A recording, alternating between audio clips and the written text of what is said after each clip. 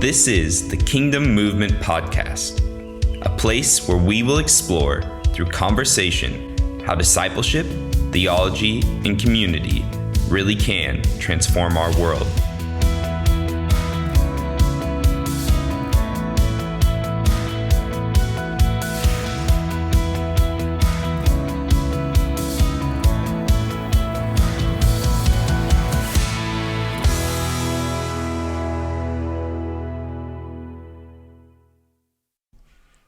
Most admirably and worthy of everlasting remembrance was the mother who, seeing her 7 sons perish in a single day, bore it courageously because of her hope in the Lord.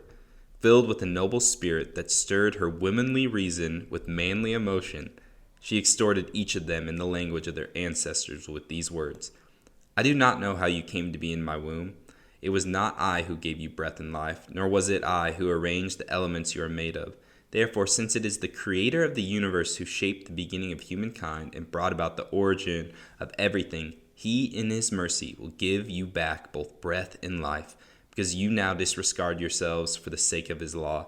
Antiochus, suspecting insult in her words, thought he was being ridiculed, as the youngest brother was still alive. The king appealed to him, not with the mere words, but with promises on oath, to make him rich and happy if he would abandon his ancestral customs. He would make him his friend and entrust him with high office. When the youth paid no attention to him at all, the king appealed to the mother, urging her to advise the boy to save his life. After he had urged her for a long time, she agreed to persuade her son. She leaned over close to him, and in derision of the cruel tyrant, said in their native language, Son, have pity on me, who carried you in my womb for 9 months, nursed you for 3 years, brought you up, educated, and supported you to your present age. I beg you, child, to look at the heavens and the earth and see all that is in them. Then you will know that God did not make them out of existing things. In the same way, humankind came into existence. Do not be afraid of this executioner, but be worthy of your brothers and accept death, so that in the time of mercy I may receive you again with your brothers.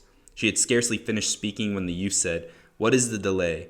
I will not obey the king's command. I will obey the command of the law given to our ancestors through Moses. So this, Paulo, is the story of the 7 sons and this mother who are basically being executed by Antiochus, who we'll get into who this guy is. He's basically a pagan king ruling over this remnant that we talked about. And he basically wants them to eat pork. And as faithful Jews, they're not going to eat pork. They're not going to bow down to this guy because they're going to be faithful to Yahweh. And so it's basically the story. I kind of skipped over it because it's long. This mom watches as her first 6 sons are executed in front of her, and this is the last, the 7th son. And so, like the story says, the king kind of leans over and is like, hey, I'm going to help your son out. All he needs to do is just basically acknowledge me as king, right? Do what I'm telling him instead of God. And she basically, in her manly emotion, as the book of Maccabees puts it, tells her son, in layman's terms, forget this guy, son. Be a man, die, and follow God's laws instead of listening to this king. And so this story, I feel like I heard it in a different historical podcast, is a good summary of kind of the development of this time that we're going to talk about. So to give a language to this next section, it's called the intertestamental period. And so the intertestamental period, it's a big fancy word. Just think of it like this. It's the time between the Old Testament and the New Testament. So you as the listener may be thinking, why are we talking about this if it's not in the Bible? But I felt like it was really, really important for us to explore this time period because so many of the thoughts, the feelings, the peoples that are involved in the Gospels come out of this time period, right? So up until this point, we've never heard the word Pharisee ever in the Old Testament, right? We've never heard of a Sadducee. We have heard of the high priest and the priesthood, but all of these words or people groups are developed in this time period, and they play a huge role in the New Testament. So we have to explore, how did this world come into being, and what is the world of Jesus born into when we open the New Testament? But I got a little bit ahead of the cart. Hello, everybody. I'm Jake. Yes, and I'm Paulo. And Paulo has already graciously said to me that I'll probably have to cover most of this one Yeah, I'll be the the one who asks questions. Perfect. Because I'm kind of dumb on this one. Yeah. And honestly, so when I first went to Bible school, I remember walking into it was called New Testament Survey. Mm-hmm. And I'm a Bible geek. Like, I love this stuff. So you might have to rein me in. And Vanessa's already told me, like, don't nerd out too much on this podcast. But one of my biggest questions that I did not understand and I wanted to know more about was this time period. Like, what happened between the Old and the New Testament? Like, I would read my Bible and there's no such thing as a Pharisee in the Old Testament, like we just mentioned. And the Romans just suddenly are on the scene. Mm-hmm. Who are these guys? You know what I mean? And I wanted to know more about, like, the world that Jesus actually belonged to. And so when I went to my New Testament survey class, the very first section was all about this time period. And I just, like, threw myself into it in interest and just to know more and more and more. So I think to help us kind of navigate the timeline, I'm going to give us the name of 6 different empires, and then we're going to kind of walk through the different stages, if that makes sense. So we talked about Babylonian rule. The Babylonians were the ones that exiled Judea, and then the Persians defeated the Babylonians. Now, I wouldn't suggest that you watch this movie. Don't watch this movie.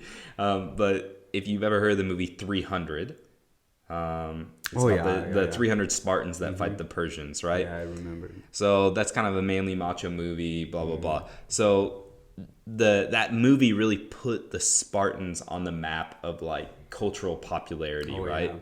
So that battle between the Greeks and the Persians happens around the time period right after the Persians take over the Babylonians. So the Persians basically inherit the Babylonian Empire and expand all the way out into what we would say modern-day Turkey, right? So on the edge of modern-day Turkey, there's some Greek states, and then there's Greece, right? Right across the sea there, I believe it's the Aegean Sea. So anyways, that doesn't really matter. The Persians become an empire. They let the Israelites or the Judeans return back home. Well, sometime in the future, after the Greeks kind of fend off the Persian invasion, there's a man named Alexander the Great. So if you're a history nerd at all, you'll have heard of this guy. But he comes from a place called Macedonia, or Macedonia, it just depends on how you pronounce it. And he is essentially, the Macedonians are viewed as kind of like barbaric Greeks. They're not necessarily viewed as like Greeks, like sophisticated Athenians or whatever.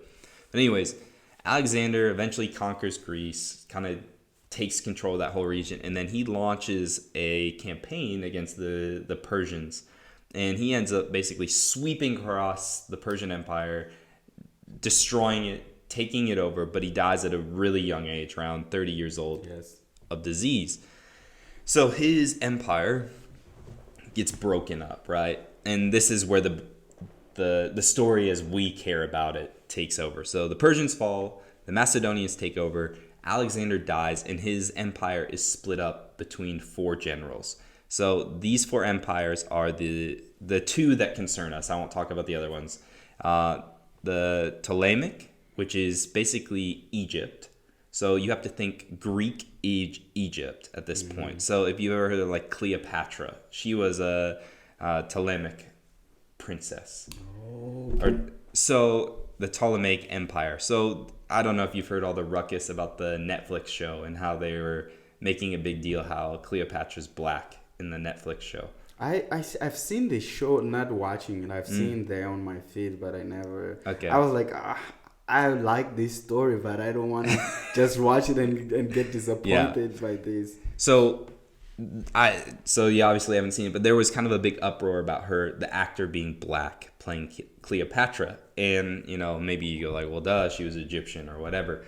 But the reason, I'm not justifying the backlash, I think it's stupid. But the reason why people are getting up in arms is she's actually of Greek descent. So she is an inheritor of this empire of Alexander's, right? So she is part of the Ptolemaic dynasty. So then in Syria, which is just north of Israel, there is the Seleucid Empire, which is a part of the 4 nations that come out of that. So this Ptolemaic and Seleucid Empire, their buffer zone, or kind of their boundary, is right at at the Promised Land. So Judea, Israel. So that becomes a tension point between the two nations. So under the Ptolemaic Empire, things are relatively peaceful. The Jews kind of can do their own thing. They still have the temple. Everything's fine, right? It's not a huge deal. The major concern is Greek culture. So one of Alexander's, and really we're an inheritor of this, one of his big strategies in order to rule the world, as he saw it, was to do what we would call Hellenize. So Hellenize is basically to spread Greek culture, kind of like what Americans do now. Or any colonial power, right? They go into the nation, they begin to create hubs of culture of that nation. So Alexander was kind of the first to do this, and it's called Hellenization or Hellenism. So he began to spread Greek culture. Well, at this point in the Jewish history, they've been through exile, right? They've done the whole show of like ignoring Yahweh and his customs and his laws for them. So they don't want anything to do with this, right? They know the results of what Hellenization would mean for them. Paganization is what they view it as, right? To be unloyal to Yahweh. So there's this kind of tension that rises up where there are people, like in all cultures, that embrace the Hellenization. You know, they go to the baths, they visit the Colosseums, they wear the clothes of the Greeks. You get what I'm saying? And then there are those who are very strictly opposed to these kind of cultural customs that are being imported, right? So things get worse. So the Seleucid and Ptolemaic Empire, along with the other ones, like all empires, aren't content with their borders, right? So they kind of have some border skirmishes, and control of the Judea, Israel area goes back and forth, until finally the Seleucid Empire, which was in Syria, defeats the Egyptian or the Ptolemaic side. So now this is where we pick up on that quoted story that I gave earlier. There's a guy named Antiochus Epiphanes the Fourth. What a name, right? Yeah. Hello, Antiochus Epiphanes. Yeah. Some titles. Yeah. So he is a huge proponent of Hellenization or spreading of Greek culture. And so he goes so far as to gain a stranglehold on Judea. His sole goal is to eliminate Jewish culture and religion. So he wants to eradicate temple worship. And in fact, when it talks about the abomination of desecration in the book of Daniel, it really is prophesied about this moment. He sacrifices a pig on the altar of the temple. And he also sets up standards and images of himself in the Jewish temple. So this is just beyond the pale, right? Yeah. The Jews will not stand for this. And so there are some people that are embracing, like I said, this culture. But there's a family, Judas Maccabeus' father, Matthias, I think is his name. I'm trying to remember for sure. But basically, they're wanting them to force them to eat pork. And people in the village, their village or hometown, are doing this, and he actually kills them. He says, "You're traitors, you're not worthy to be Jews," and he kills them. And so Judas Maccabeus, his son, and his other sons as well, basically rise up and create a rebellion against this Antiochus figure. And so they start an insurgency war, if you will, to basically reclaim Judea, Jerusalem, for the Jews, right, and their customs. And many of these Jews have to die in resistance to Antiochus. That's the story that we just read of the mother of her seven sons. This is this idea of martyrdom and vindication. So the reason why this is important for Jesus' day is this is where the idea of dying for your faith, for dying and trusting that God will vindicate you. Vindication meaning prove that you're actually the one in the right. Yes. So that was that whole quote from that mother is, "It is better for you, son, to die because God is eventually going to vindicate that you were in the right." So this idea of martyrdom and vindication really rises up in this time period as Antiochus is killing Jews left and right who won't bow down to him, essentially. And then they're also rising up in violent resistance to overthrow this guy. So I don't know. Do you have any questions at this point? Maybe no, not yet. Okay. Oh, wait. Yeah. So I think one thing, just to help my mind kind of put that in because I like to put things, organize them on time. So Yeah. which period of time are we talking about? Yep. So we're talking about so basically, yeah, let me give you the time period. So the Egyptian rule, so the Ptolemaic Empire, the good in air quotes, right, was from 320 BC to 200 BC. Okay. So again, going down means moving forward in BC. So then the Syrians, the Seleucids, took over in 200 BC, and they ruled till about 142 BC. Oh, okay. And so this next section, the Hasmonean dynasty, what we'll talk about, starts in 142. So anyways, Judas Maccabeus, does that answer your... Does that give you... Okay. Definitely. So Judas Maccabeus leads this rebellion, basically, claiming that God is behind us. He's going to overthrow these pagan overlords. And you have to think, like, even though the Seleucid Empire is a fraction of Alexander the Empire's strength, they still are a far superior fighting force than this measly backwater Judea. You know what I mean? This is not like the cream of the crop kind of nation at this point. Yeah, and I feel like here, so it's kind of this fight between like the Judeans, like being these small people who are trying to defend their land against this kind of a big, well-structured empire that have experience with raiding other places and then just coming to them. Is that the context? Yeah, that's a perfect way of describing it. So really the odds of winning are pretty low at this point. You know what I mean? Like, to take this up is quite a risk. It is not like an easily decided thing. So yeah, one other thing it's about Judas. So is he fully Jewish? Is he? I believe so. Yeah. Okay, because the few times that I've read about him, most of the times was with anti-right, just kind of mentioning him as this person who was viewed as the Messiah. Yeah. Back in time. So one question is, did he claim like that, or the people just seeing what he was doing and the love he had and how he was following the law, the Mosaic law? Yeah. Is it because of that, or because he also claimed that he was a Messiah? So we'll get to that, yeah? Okay. So Judas basically creates this insurgency and is actually able to defeat the Seleucid Empire. Not like the entire thing. It's not like he took it all the way to Syria, but he's able to win back their homeland. So for the first time in 400 years, right, the land of Judea and kind of greater Galilee is an actual independent nation once again. There's no empire ruling over them. There's no overlord telling them how to live their lives. They can establish their culture, right? And so this does create this sense of like, oh, you know what I mean? Maybe God really is doing something through this guy, kind of like what you're saying. And I'll get to answer your question in a second. So you've heard of Hanukkah before, right? Yes. The Jewish holiday. So after cleansing the temple and rededicating it, so this is 3 years after Antiochus has sacrificed the pig and done all that bad stuff. 3 years after, they rededicate the temple to Yahweh. So they rededicated. Yeah, so this is where Hanukkah comes in, is that rededication. Oh, Yep. I see now. So that's why Jews celebrate it, but Christians don't necessarily. But I think what's interesting is the Book of Maccabees, I never really grew up knowing very much about it. I believe it's accepted like in the Catholic Bible. Yes, it is there. And it's not that these books are bad.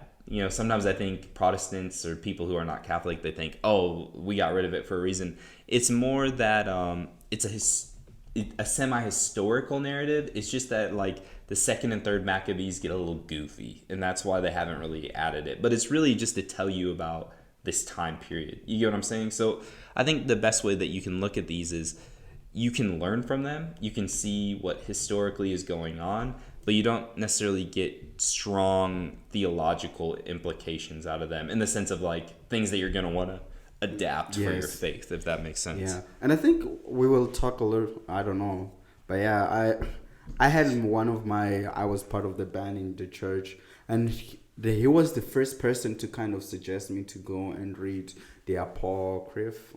Is that how they call it? Apocrypha. Yeah, the Apocrypha, livros Apocrypha books and everything, you know. And I was like, I don't know. I grew up just like not being advised to read these books because I thought those are really bad books and everything. You know, they're not supposed to be in the Bible and everything. But once you go back and start reading them, you kind of just give you that image, you know. But yeah, and I would say even with the Apocrypha books, they're not included because they don't carry the same weight and similarity as the Gospels. And they were written much later. The authors are less determined, and they have a little bit more fanciful stories in them and stuff. But I think what they're really, really helpful for, from a historical perspective, is to understand the mind and the culture and the worldview of Jesus and his disciples' contemporaries, and those, just before them and just after them. Because to understand from a historian's perspective, you have to understand how people view the events they live in. And those books are really good to help you understand how did people themselves interpret it in that time. Because we can interpret it 2,000 years later, but we might miss completely how people saw those events in their own day. So to kind of answer your question, so Judas and his kin basically quickly rise to power. They become the ruling class. They kind of set a new priesthood over the temple. But the problem is, like, the same problems that plague every nation the Jews before begin. The infighting, the backstabbing, the injustice quickly erode like this kind of hopeful, maybe optimistic idea that maybe this is this messianic kingdom. And so it leaves many with the sense that even though God had vindicated his people, right? He had won this great victory for them against the Seleucid Empire. There's still something more to come. That this wasn't quite what God meant, because it just kind of felt like same old, right? So that Hasmoneans end up really failing to honor God, and they basically have blatant power grabs, and it left many people just kind of searching okay, where is this promised rule and reign of God? Is it going to come again, right? So we have our independence, but it doesn't feel like this is what it was supposed to look like. And so that maybe if you were a Jew in that day feeling that, that was pretty quickly, relatively speaking, vindicated when the great cog war machine of Rome rolls into town, right? Yeah. So we won't go into the long, Rome's got its own thousands of years of history.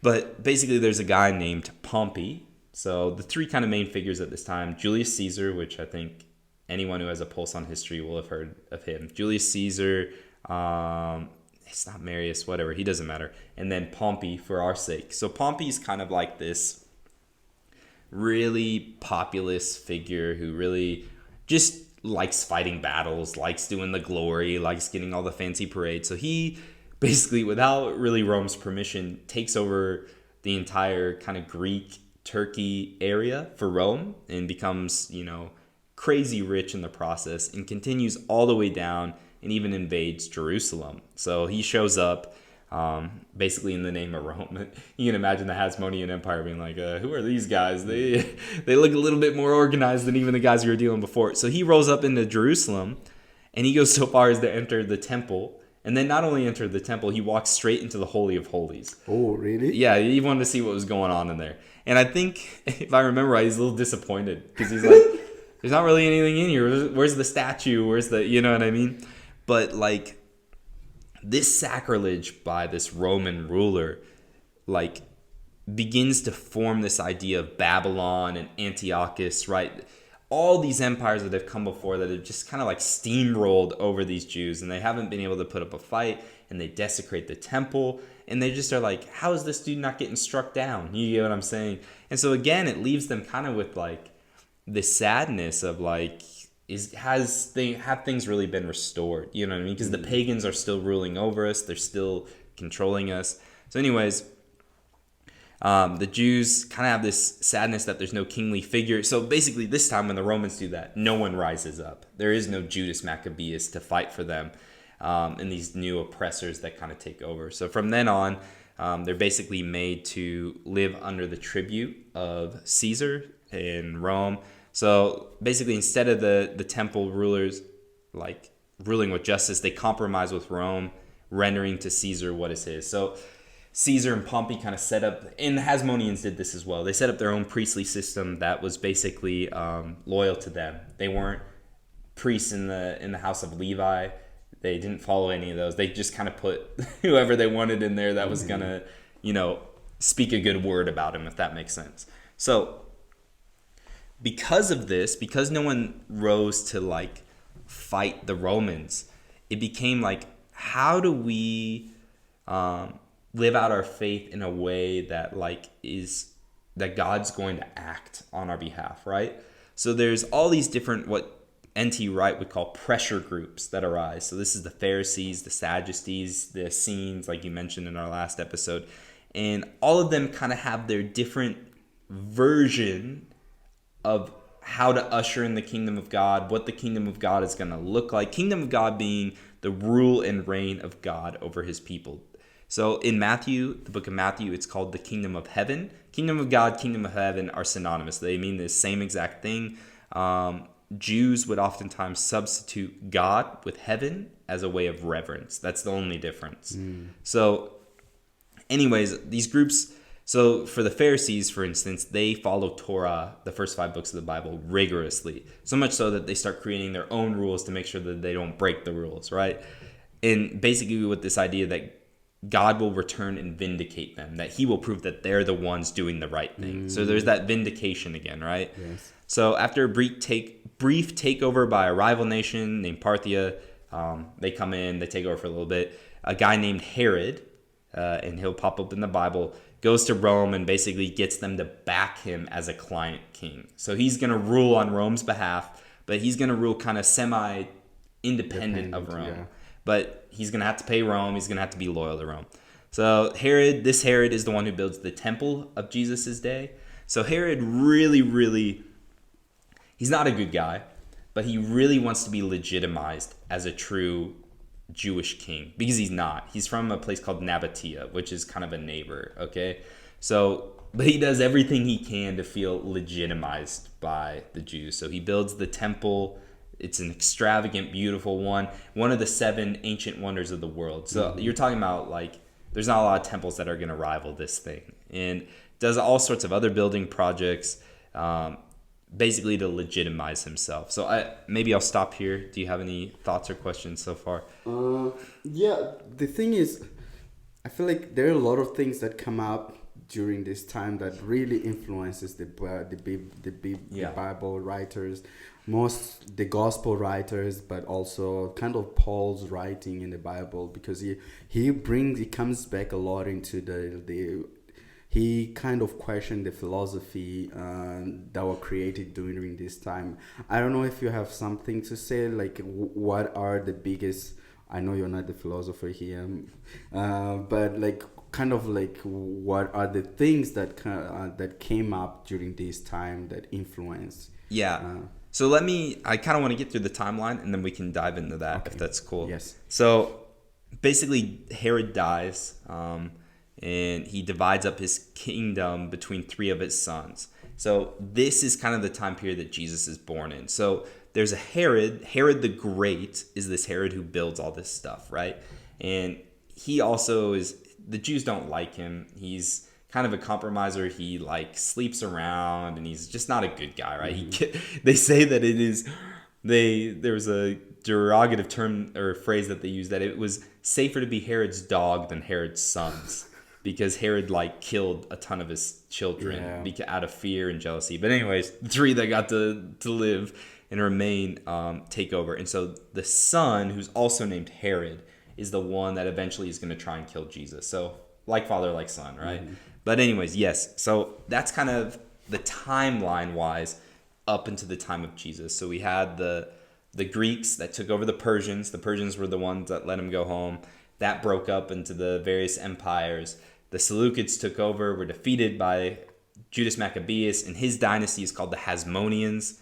And then the Hasmoneans are defeated by the Romans. So it's just kind of like this back and forth. But yeah, so we can kind of talk about the ideas that sprung up during this time, right? So this is a time of huge messianic hopes and movements. So before Jesus, there were people who rose up to say that they were the Messiah, right? And I think it's really, really important, because when we read the New Testament, oftentimes we think of the Messiah as a God term.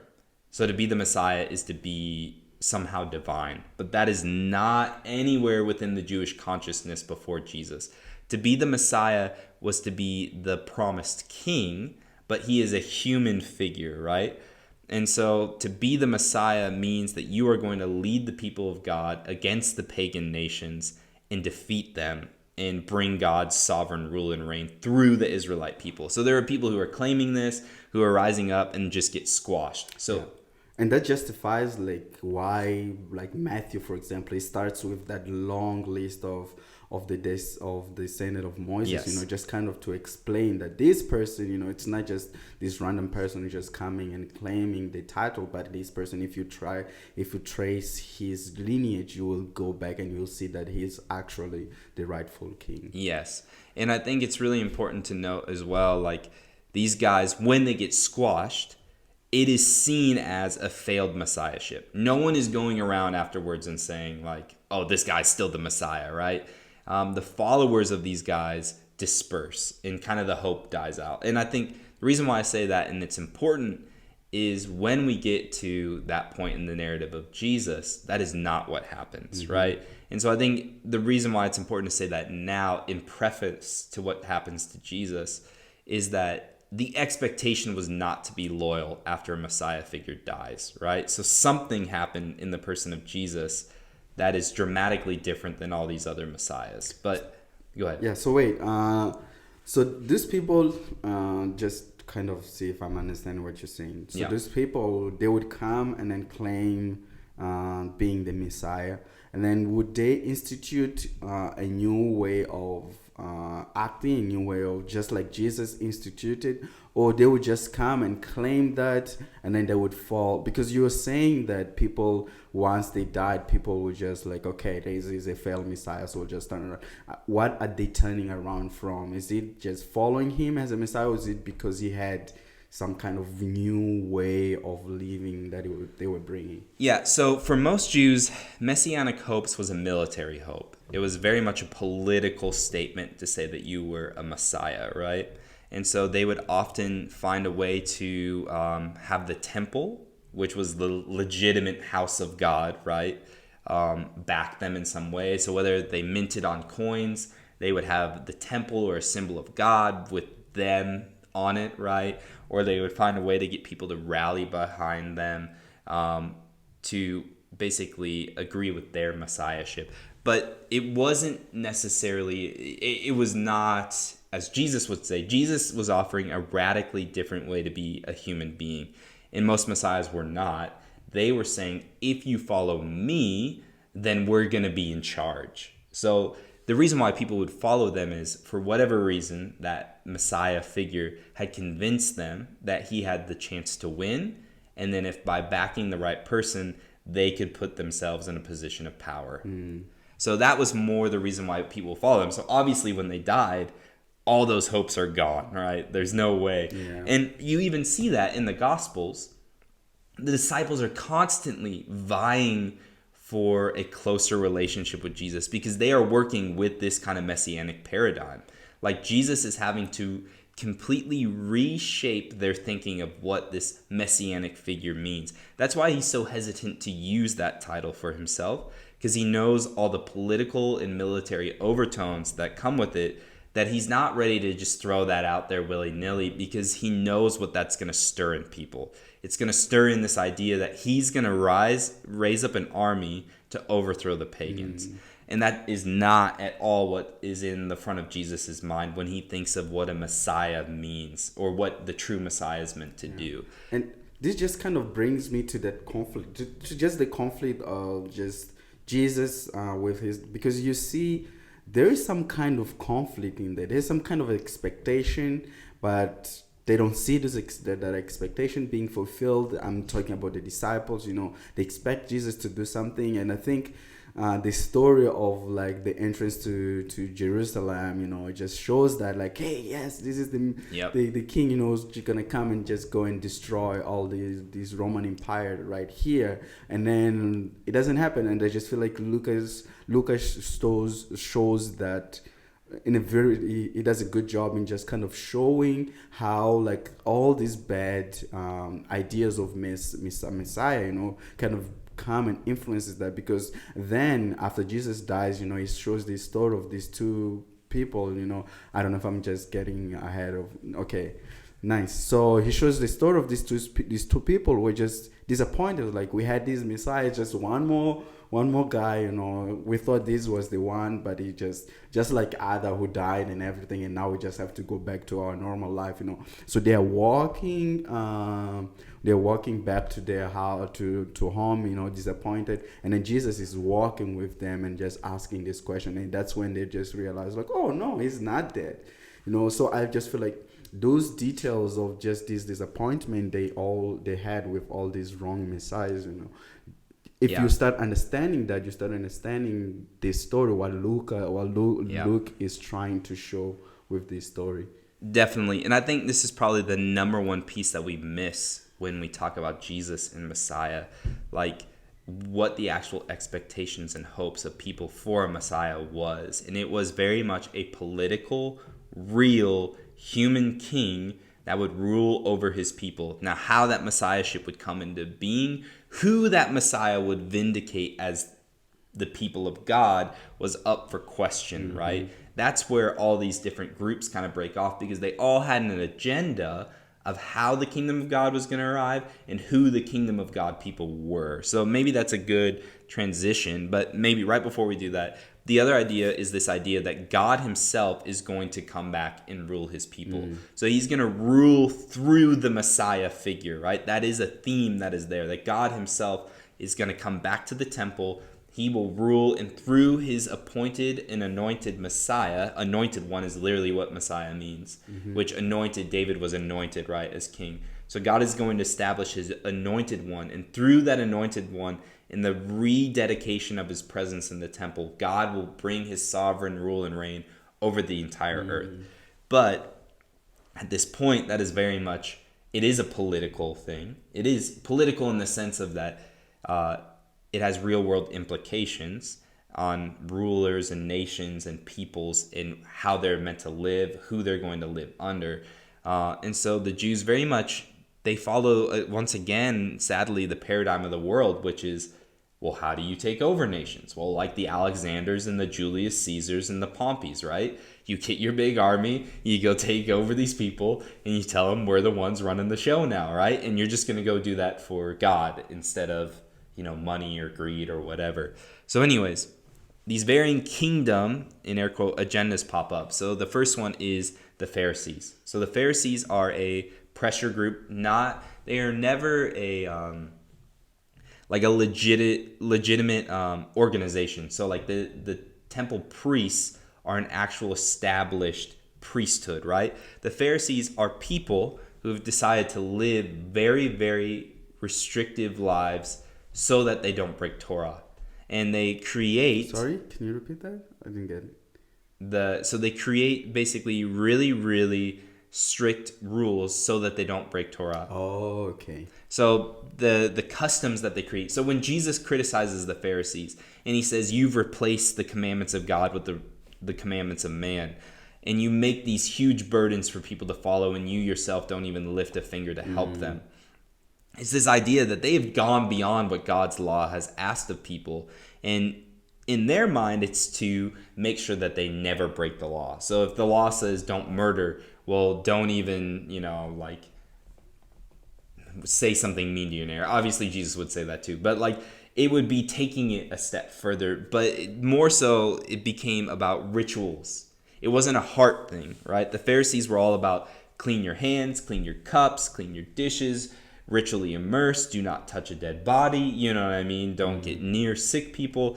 And it became this calcified tradition, not adherence to God's law, but a tradition of man, that instead of drawing people into the purposes of God and what they were meant to do, his justice, his mercy, his goodness, it instead helped the Pharisees put people in this box and people in this box, the God box and the not God box, right? So that's why you see when they say, why would Jesus ever associate with these kinds of people? Well, these people not only were not following the Pharisees' strict rules, they weren't even following the Jewish law, right? And so they saw them as complete compromisers, outsiders, because their whole kingdom agenda was, we have to get everyone on board with strict adherence to Torah so that God will return. That once we're all strictly following Torah, then God will return and vindicate us. But until we do that, we're always going to be compromising pagans, right? And so they did not like the Sadducees, which is the next group we'll talk about. The Sadducees were the compromisers. They were the ones that embraced Hellenism. They didn't believe in the resurrection of the dead, right?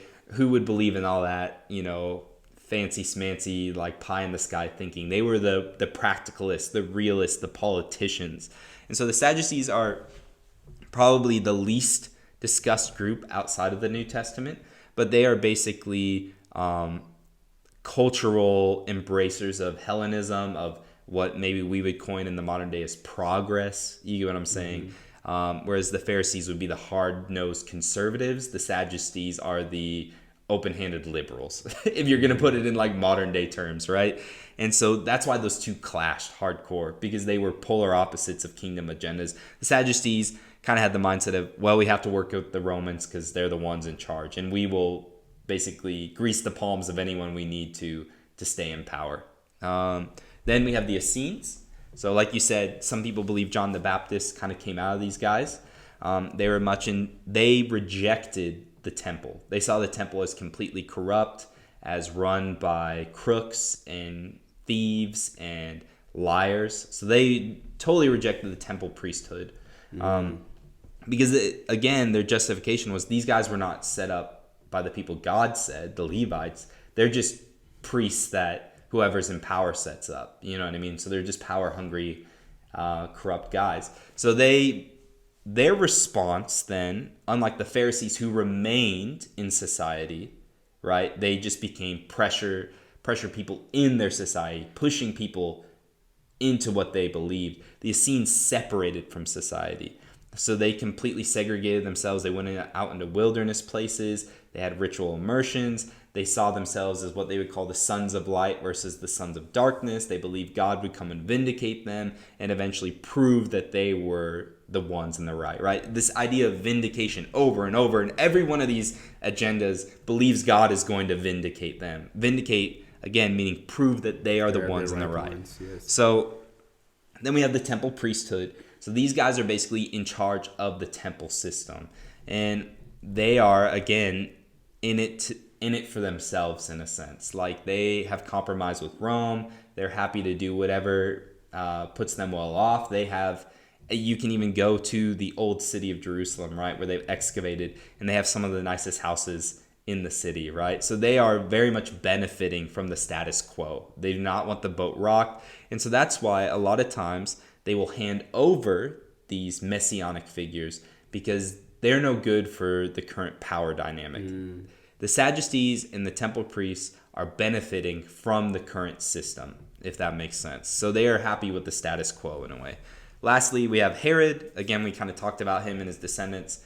They are basically puppet kings for Rome. They do whatever Rome really wants, and they're not great rulers. So the other important thing to understand within the world of the Jews at this moment, 3 times as many Jews live outside. So this might be helpful. Judea is a region. Galilee is a region, but Rome calls this entire region Palestine. Yes. So that's where we get the term Palestine today. So from now on, we'll refer to it as Palestine, the Judea-Galilee region. Yeah. One question is, how did the Roman deal with that conflict? Did they even just care about the conflict, or they just went and just, you guys, the same thing that happened in Nigeria with England, just like these 3 groups of people, just you guys are all the same thing, we'll just call you Nigeria. Did the Rome kind of have any way of dealing with this separation that existed in Palestine by when they got there, or they just didn't care about it? So that's a great question. The Romans' perspective was, as long as it's just about Jewish squabbles of religion, as they would see it, right? You can take care of that yourself. Oh. So you even see that in the trial of Jesus. When they go to Pontius Pilate, he's like, why are you bringing this to me? You know what I mean? Mm-hmm. This sounds like a you problem, basically. Yes. And so what do they have to do in order to get Pilate to crucify him? They have to turn it into a political problem. So that's where Messianic or Messiah claims get you into trouble with Rome. because there's only one Lord of the world. So Caesar, Augustus, who is alive during the time of Paul, and during the birth of Jesus, I believe. Yeah, birth of Jesus. He is calling himself Son of God, meaning giving himself a divine title. King of Kings was a Persian title that many of these Western guys adopted. So he is Lord of the earth as he sees it, right? So anyone who makes the claim that they are King of Kings or they are Lord is trampling on Roman territory. And Rome does not like rebellions, right? They don't like uprisings. They want good citizens who pay their taxes and don't put up a fuss. So anytime these messianic movements come into play, it's not only that the expectations are military on the Jewish side of things, but it can get you in hot water with Rome. That's another reason why Jesus avoids it until the very end, to kind of make these messianic claims. And when he does make them, it's always in private with his disciples. So Rome is basically okay with all these different groups as long as they never step in over that line of basically political control. So Rome basically says, have at it, right? So I think it's also important to know, like I was saying, there's 3 times as many Jews outside of Palestine, so Judea and Galilee, as there are in Palestine. So a lot of them are in a place called Alexandria now, Tarsus, where Paul is from. There's even a lot of Jews in Rome at this point. In the main language of the Jewish world is now Greek, not Hebrew. And in Jesus' day, they spoke Aramaic, which is a kind of a Middle Eastern general language that would have been spoken. Some scholars believe they would have known Hebrew, some Hebrew as well still. But most of them, Jesus probably also knew a little bit of Greek as well. But again, this is that Hellenization coming into play, right? Most of the Jewish people think and talk in Greek now. They don't think and talk in Hebrew. And so this is kind of the world of Jesus, right? You have all these pressure groups, the Pharisees, the Sadducees, the Essenes. Oh, and sorry, then there's the last one. We skipped over them. But they're important, is the Zealots. Oh, yeah. So the Zealots view their role as the kingdom of God comes through violent means. Yes. We have to expel Rome from our life. Very much following in the line of Judas Maccabeus. They would say, in order to overthrow the pagans, we have to fight them by violent means, and we have to kick these guys out, right? It's by the sword we're going to win our victory. And so they really embrace the idea of violence, and God will vindicate their violence because their cause is holy, right? And we've heard that. I mean, that is not a zealot only thing. That is a unfortunate thing that has happened through long lines of Christian tradition as well. Yes. That God will vindicate us because we have the right belief, or we believe in God. So what's interesting is one of Jesus's disciples is a zealot, right? Yes. And he's a disciple alongside of tax collectors. Zealots hated tax collectors. They saw them as the deepest compromisers with Rome out of all of society, right? Tax collectors being people who literally took money from their own people to give it to Rome. So if you can imagine that circle of disciples that Jesus has, these are people from all varying backgrounds and walks. And that's part of why Jesus creates the 12 that he does. It's almost a symbolism of all these different backgrounds and agendas coming together, right? And if you ever watched The Chosen, they do a really good job of portraying that. One of the guys is a zealot, and he just cannot stand Matthew, the tax collector. But that's one thing I love about that show, is it kind of brings, I think, Jesus's discipleship down to a human level. Like, what do these guys actually act like on a regular basis? Yeah. And it's just one of the things that once, like, just reading all these and understanding is just how Jesus, like, he jumped a lot of, like, boundaries, you know. It just went through them, just like I don't care about all these things. And then and it's just like this idea of, like, Jesus, he was really, you know, his main goals was to really unite everybody, you know. Just like every rule you guys created, I don't care about them. They're not important in anything, you know.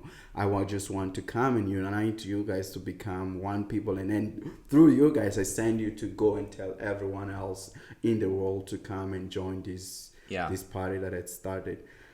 Go ahead. Yeah, I have one more question, but I will, if you have to finish. No, go ahead, man.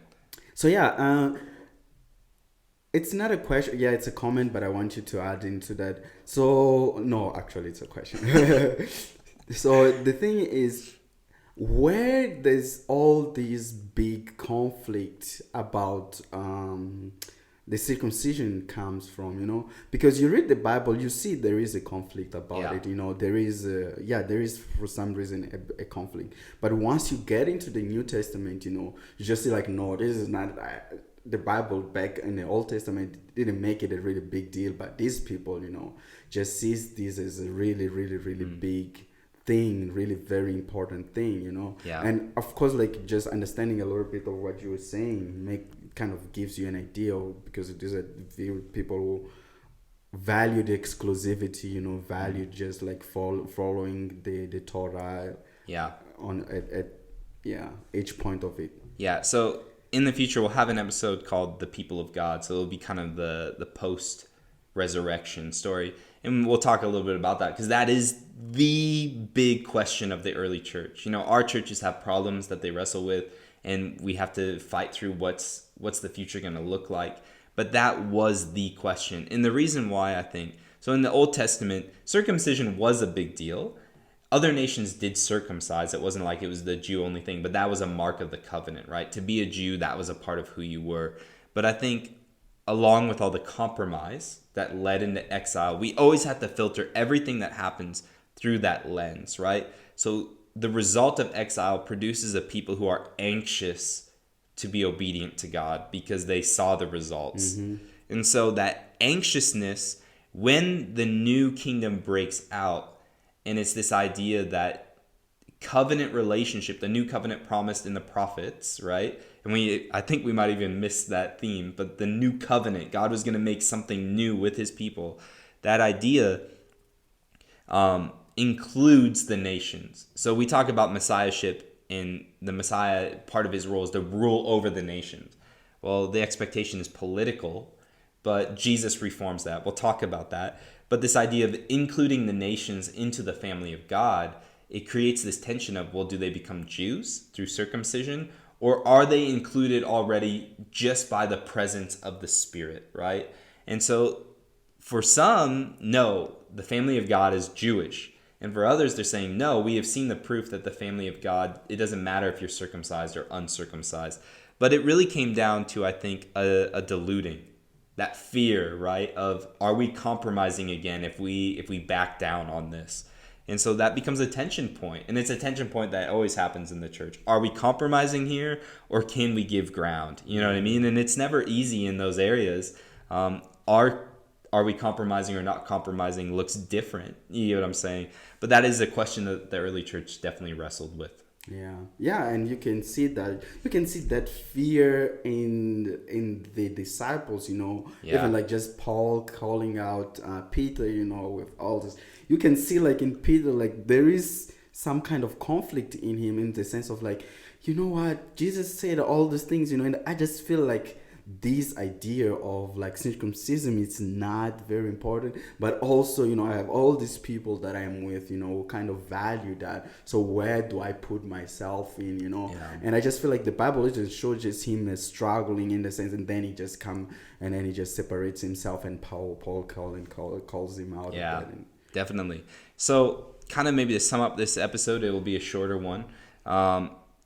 With all these conflicts, with the compromise on one side and the strict adherence to Torah on the other side, there's still this sense of exile, right? Like that the full restoration from Babylon has not occurred yet. And so there's this turmoil that remains, even though they've returned home, right? There's still this tension that holds the Jewish people.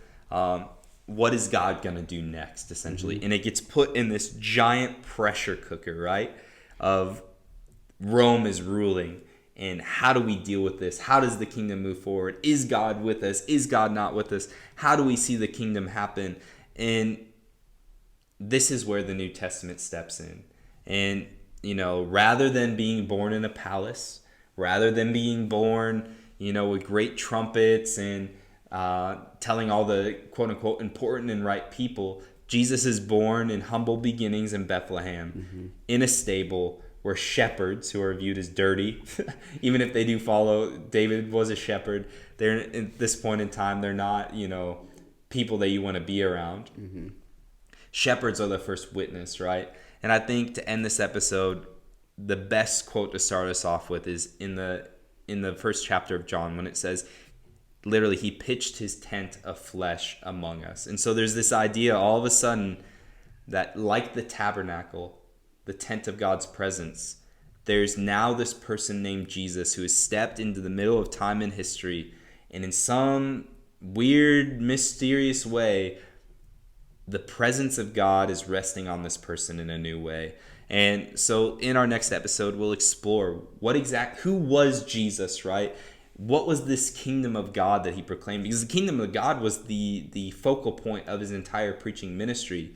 And then, in the episode after that, we'll get into the death, resurrection, the cross. What was that all about? You know what I mean? What exactly happened? Why did it need to happen? All that good stuff. But in this next episode, we're going to focus on the ministry in the kingdom of God. Mm-hmm. So any last final thoughts or questions, Paulo, before we bounce? I'm sorry, I'm just searching something here. Yeah. But yeah, I just feel like this episode really helped me a lot. Cool. In the sense of just understanding a lot of things. And like one of the thing for me is when you start reading, I think John is the one who kind of add a lot of that in his introduction to the Bible and to his book. And you can see that this guy is kind of bringing this message, but in the way that is questioning few philosophies that the Roman brought into the people, into Palestine, because even Paul with his speech in, I think, Sanhedrin, when he goes and he gives that big speech, you can see that not only they're bringing the message, but they're bringing in the way of questioning all these things, all this culture that were brought up with the Romans and all these people who raided Israel or raided Palestine, I can say in that way. So it's just, there's so many things that you can start to understand and put them there, and just they start fitting in the story and all the languages that Paul uses in that sense. So that was a very good episode. Awesome. Yeah, I mean, Paul's entire message is the outworking of what does it mean for a crucified and then raised Messiah to exist, and what does that mean for the world and the kingdom of God. And so maybe as the teaser to leave us off, what we'll look at next is the new way I would describe as being human that Jesus offers through his messiahship, and more importantly, for the family of God, to keep this project going, right? Yeah. And maybe in this episode we kind of lost that thread a little bit, but throughout this whole story, it's all been about how is God going to use this unique family to bring restoration and hope, right? And up until this point, it seems like the story's gone more in a nosedive than an upward notion, but we're about to see what God's true and final answer to this problem is, right? Yes. In the person of Jesus. So we'll discover that next time. Yes. All right. Thank you so much, guys. Bye. Bye. Hey everyone, this is just a brief reminder that if you've had a question come up from this discussion, or you just have a question in general that you want to ask us on the podcast, now is the time to do it. We want to make sure that we get these questions in for the end of the season Q&R, and we cannot wait to hear your guys' questions, to read them, and to be able to respond. But we can't do that unless you send them to us. So make sure, if you're a part of Kingdom Movement already, you can personally message us your question, or you can send them via our Instagram, and we will make sure to read those, and hopefully we will answer your question on the season finale question and answer, question and response episode. All right, thanks guys.